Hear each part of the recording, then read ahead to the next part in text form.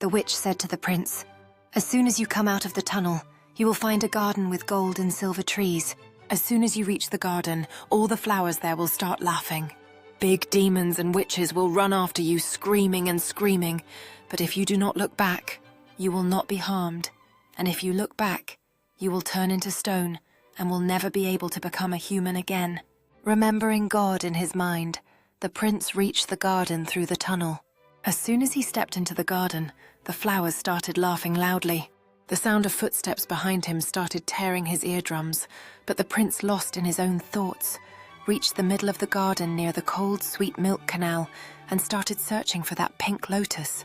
He could not believe his eyes in joy when he saw that wonderful flower on which strings of real pearls were shining. Princess Bakawali was sleeping sweetly on a bed of flowers. The prince was astonished to see the intoxicating beauty of Bakawali. Listen to the rest of the story in the second part. Subscribe to our channel.